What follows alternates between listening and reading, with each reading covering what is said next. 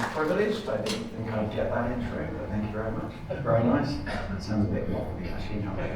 But anyway, yes, thanks very much for actually attending my talk and not the gaming development talk. It was amazing. Hopefully you'll get some special takeaways from this, but anyway, we'll see. Okay, so what was really awesome about Kevin's talk this morning was he's speaking about value, which is really, really useful. And a lot of things that he said this morning, hopefully we'll start to bring together in the talk I'm about to give you.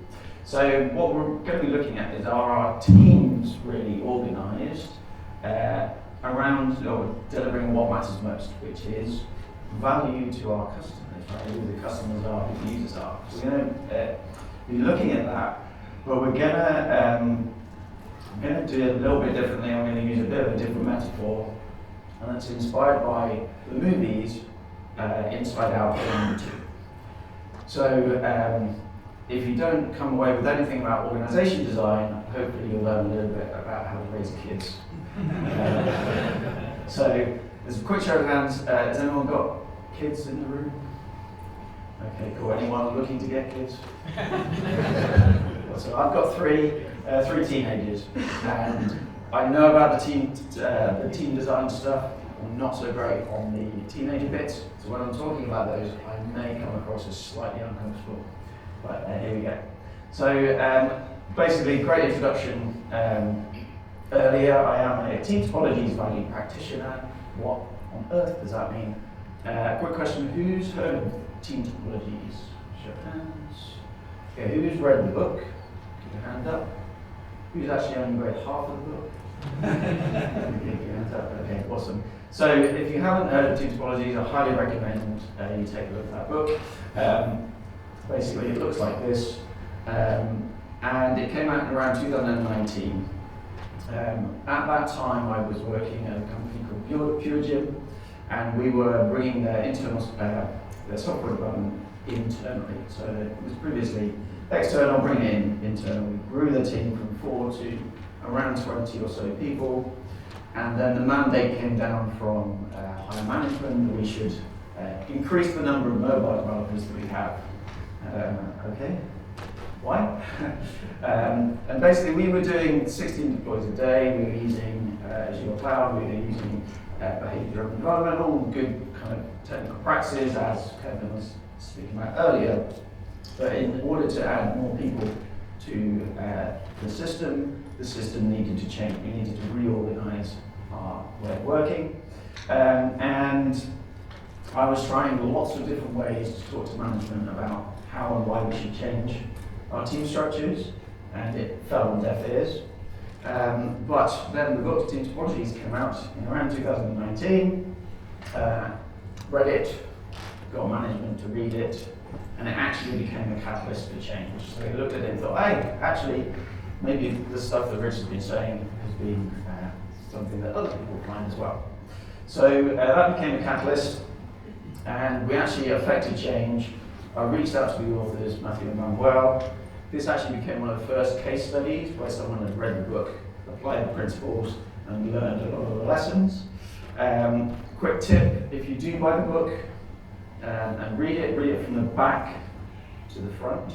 So I'll tell you what's in the book slightly, but the value sits in the back of the book, which is the human interactions. It's all about human interactions. It's not about structure, and it's not just about the teams. So it's the human side. And Team Topologies is really very much about, they're on a mission to create more humane and effective workplaces. So as Nicole was speaking about her earlier, sort of mental health in the workplace, actually the system in which people are working contributes a lot of that, and Team Topologies is looking to help address that. So most companies reach for Team Topologies if they are finding that work is taking too long. Maybe they're organised in functional silos, maybe their software is starting to get too complex, too big for their teams, they've got unclear value streams, as Kevin was talking about earlier, multiple stakeholders and disengaged teams. All of the things we've been hearing about, if you're experiencing those, it's well worth looking at Team Topologies. Very quick overview. It essentially says that an organisation, we should be able to organise our teams using four basic topologies. A stream-aligned team, so a value stream-aligned team, a group of 5 to 9 people that have all of the capabilities they need to deliver end-to-end value for a given value stream. And if we only had one team type, that would be it. Okay, they have everything they need. If you think about a startup, it's a small cross-functional team that owns everything, and then as it grows, it needs to start to split and evolve. When the cognitive load, the cognitive capacity of that team becomes exceeded, they need support. And then they're supported by 3 other team types: an enabling team that helps kind of mentor and upskill, and also detect when capabilities are missing. Complicated subsystems where things like we need expertise, PhD level expertise, we want to abstract that stuff away from those streamlined teams. And then platform groupings, which are clusters of other team types which are there to improve the flow of value through our streamlined team. So ultimately, how do we align our teams to deliver the value that we need to, and then how do we support them in order to improve value as effectively as possible? So they're the team types. We also introduce 3 interaction modes, which is facilitation, where one team works with another to help upskill them. Collaboration, which is where two teams work together to achieve a certain purpose. And then ultimately, we want to produce self-service interfaces. So in an ideal world, the result of collaboration is a self-service interface, so that teams don't have to keep going back and handing things over, creating tickets on backlogs. We want to do those kind of things. Now, this talk isn't about team topologies, but I needed to give you a quick overview so you get the principles.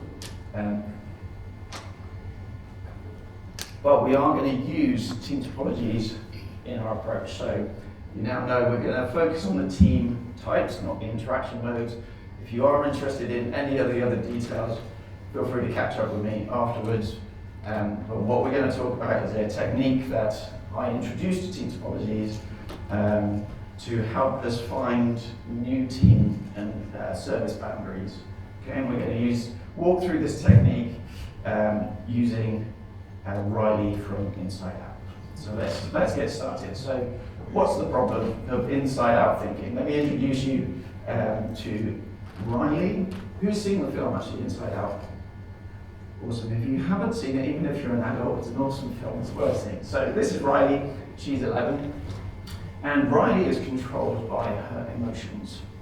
She has 5 core emotions: joy, sadness, anger, fear, and disgust. And together they kind of work out how to do the best thing for Riley. So Riley Inc. is controlled by these 5 emotions, and they shape her islands of personality. So she has an island for family, she has an island for friendship, hockey island because she's really into her hockey. And goofball, if there's any dads in the room, generally that's your bag, right? Goofball island is where you sit. So this is Riley, and funny thing is when you look at an organization, most organizations are organized in a similar way. And this is the problem with inside-out thinking, because we start to think in silos. So when we think about joy, anger, sadness, disgust, these are functional silos within Riley's mind. And organizations are very much very similar to that. So I don't know, if we were thinking about who would be joy, what department would be joy in your organization? You want to shout out? Any joy in there? HR? Bit tricky.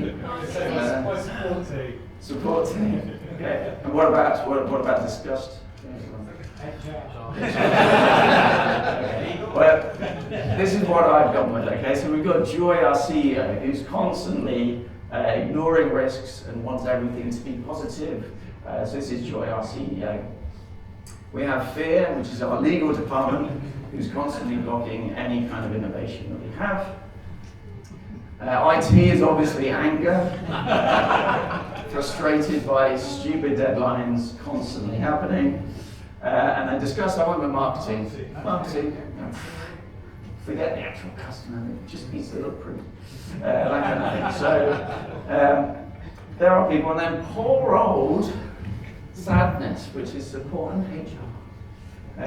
They see the real problems, as Nicole mentioned earlier, right? But they often get ignored, and it's something we shouldn't do. So this is our panel, our department, our organisation, and think about your organisation. What emotion is currently dominating your organisation? So the consequences often of inside-out thinking. So we're thinking about how we should internally structure based on our functional capabilities. So our leadership pushes for unrealistic goals. Then that leads to legal wanting to block any kind of information that's going to be too risky. We can't possibly do that. And then ultimately, IT ends up fighting with marketing. And then poor old, that results in our slow delivery, misalignments, lack of real user focus, and then poor old sadness and HR gets ignored on the side. So this is the result of us thinking about things from an inside-out perspective. So, coming back to the story of Riley. At this point, she's a buoyant, lovely 11-year-old girl. It's amazing, everything's great. And then she travels to San Francisco. Her world starts to crumble for no apparent reason, and poor old emotions sat inside of in Riley's head. Everything's starting to panic. Her islands of personality are starting to crumble. So they don't know what to do. Now, when we look at kind of inside out versus outside in thinking in the real world, inside out thinking, you can think of companies like Blockbuster and Nokia. So Blockbuster was optimizing for how do we run a video store.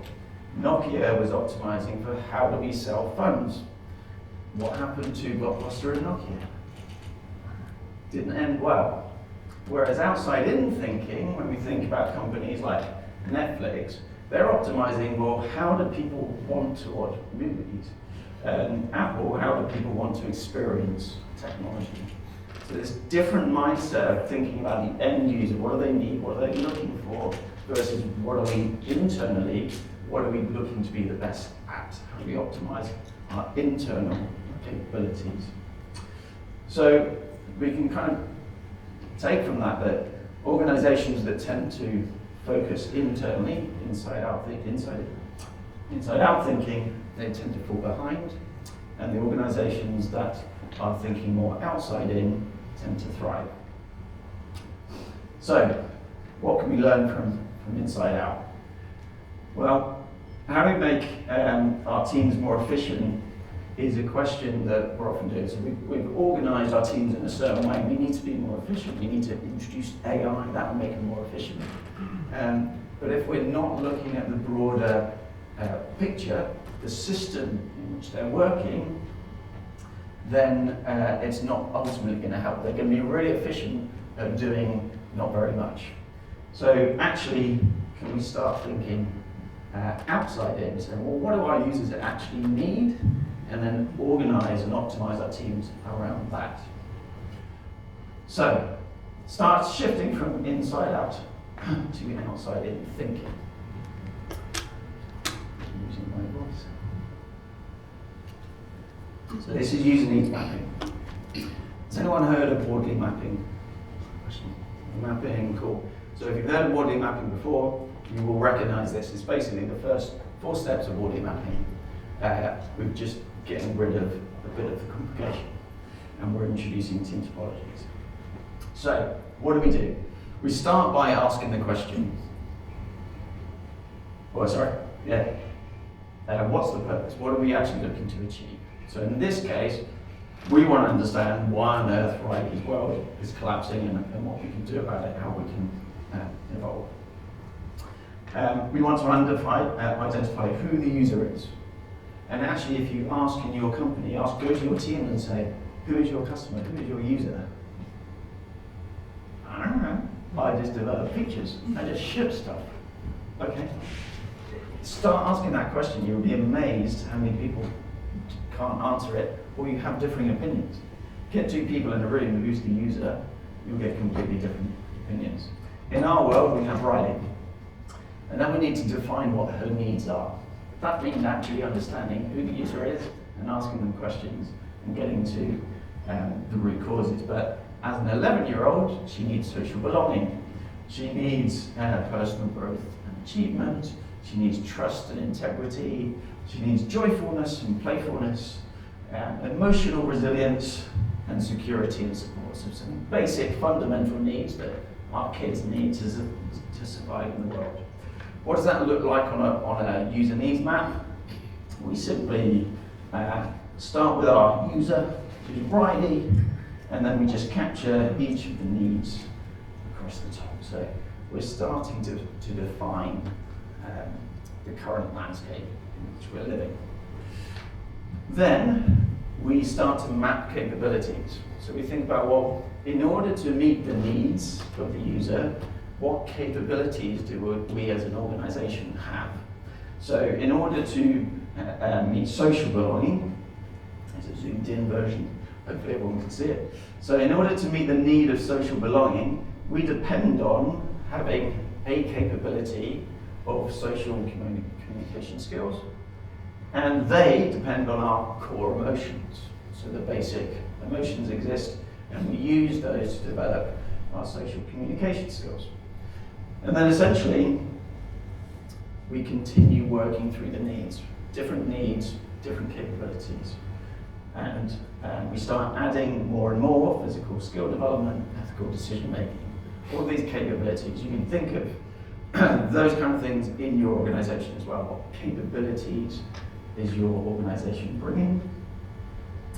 And then we keep adding things on, and another great callback to Kevin's talk, he mentioned the big ball of mud.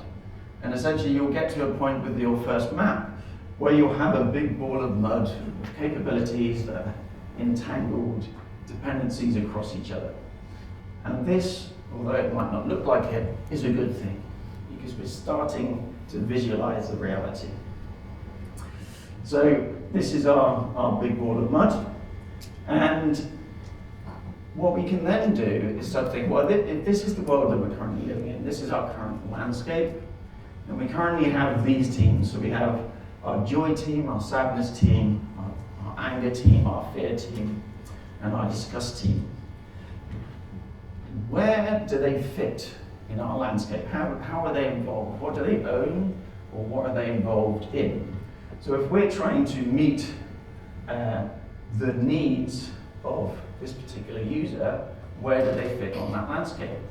And so we need joy, sadness, anger, all of those things to provide social skills. And each of those individual teams are involved in some way, shape or form. But there's handovers, there's work that they need to do. But also they're involved in this one, and they're involved in this one, and they're involved in this one, and they're involved everywhere. They're involved, they have to context switch between how they work to meet the needs of all of these different users, but they have to work across all of those things. So each of those teams are constantly needing to coordinate amongst each other in order to get things done. So that would potentially causes us a challenge, and we can quite quickly see that the context switching, the cognitive load of the people within those teams could be quite stretched because they're having to change context on everything that they're working on.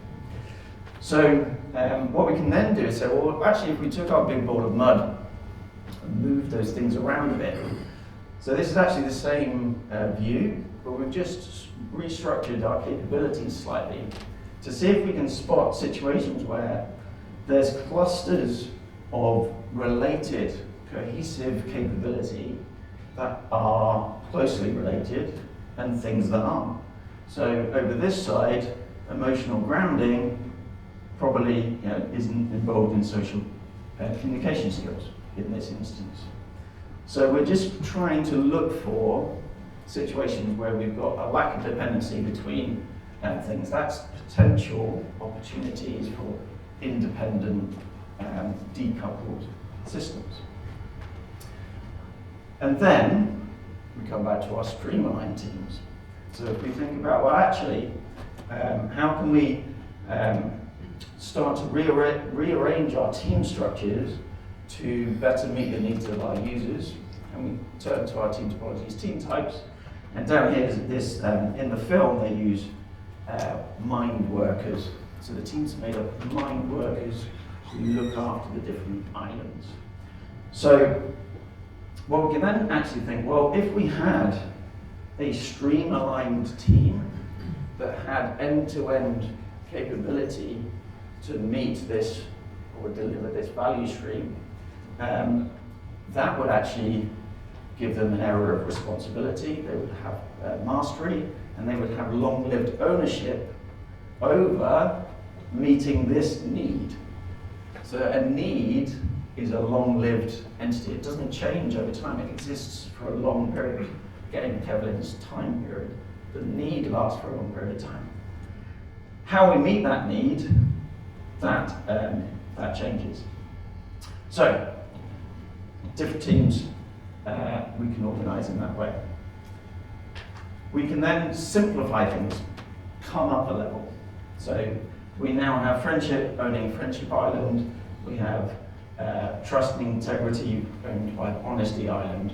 And we can start to rearrange our user needs map to really think about the landscape in which we're working. Okay. And then actually when you zoom into, say, the bottom platform grouping, we may have our complicated subsystem, which is our core memory, which is pretty complex. I want to hide that away. We don't really need to know the details of that. And our core emotions acting as a platform that enables these other teams to work. So, what does this look like in real world? And amazingly, Kevlin also mentioned Iceland. Has anyone been to Iceland? Anyone been to the Blue Lagoon? Oh, it's amazing. And probably this was my best gig last year. I had 5 days in the retreat spa in the Blue Lagoon doing a 3-day workshop with them. And basically they came to us asking, we've got this team structure, we need to think about how we change our the way we're working. We don't want to adopt SAFe. Team topologies isn't safe. How can we apply it? So we went in, we ran some workshops. Basically this is the kind of in-person version of a user needs map, which is stickies on a wall and just trying to work things out. But ultimately, it's about getting people in a room, having conversations about product person, marketing person, salesperson, everyone in the room talking about those things. How are we delivering and meeting those particular needs? We also did other exercises like team interaction modeling from team topologies and independent service heuristics to help find new team service boundaries. So ultimately it's helping the teams to understand how they can better organize. But the key thing there was that the leadership had the trust in place to enable the teams to make that happen. Again, this need for trust, psychological safety to make it happen. So that's a kind of zoomed in version. And ultimately, went through a few iterations, started off with a 3-day workshop and then over a 12-week period working with the teams, ended up with what was an org chart to value stream aligned teams with platforms and working out how we can grow from where they are today and support the growth of the organization going forward. So, warning though, right? It's not about the first part of the book. The first part is about structure. Don't focus on structure. We need to focus on the ability to change. We need to be able to adapt. So it's understanding the principles, core principles behind how we work. Inside Out 2, puberty alert, right? Puberty alert, everything changes, everything cracks up. So now she needs to fit in, she has belonging, she needs self-protection, emotional fatigue, lots and lots of new needs. She's got anxiety, envy, ennui, in fact, which is boredom, apparently, and embarrassment. All of these things kind of kick in to Riley's life. Suddenly things have all changed again. Her world starts to crumble once again. But luckily, she has user needs mapping, or Riley and Kat. So what do? We add the user needs back on. Okay, what else do we do? We add the capabilities. What other capabilities do we need to bring into the story? Big ball of mud, once again. Actually, when we think about this, we now have a platform of complex emotions which build upon our core emotions, which can then support our other teams. And it turns out our existing teams can bring in those capabilities and still own those over the long term. So we still have our friendship team, our creativity team, our emotional integrity teams, but they can adapt, they can take those things on, or they can learn to evolve and change as needed. So, question, is your organization able to change? And by the way, AI is here. The organizations that know how to do this will adapt much better to AI. Okay, key takeaways. If you've heard of Simon Wardley, if you haven't, well, we'll take a look at his work. But ultimately, thinking about users' needs, chain of components, is transformational for many. Just doing this is, you're in the top 1% of most organizations. Stop thinking inside out, start thinking outside in. Don't focus on trying to make your team is more efficient. Look at the broader system. Where are they working? How can we improve how they interact in order to meet what the users need? Do exactly that. And then what's one thing that you're actually going to take away from this and do? Out of interest, I'm about to publish a book. I was hoping to have 5 copies today, but I couldn't get it published. But there will be a short book available, so look out for that one. And I'm going to leave you with this. There's a QR code here. I'm actually going to offer a unique free 3-hour user needs mapping session for the first person, well, no, not the first person, the lucky winner. But also I'll give away 5 free versions of the book, so if you want to enter that at 4 o'clock today, I will pick out the prize. But I think sorry, there's no time for questions, but I'm around all day. Thank you very much. Sorry for the voice. Thank you.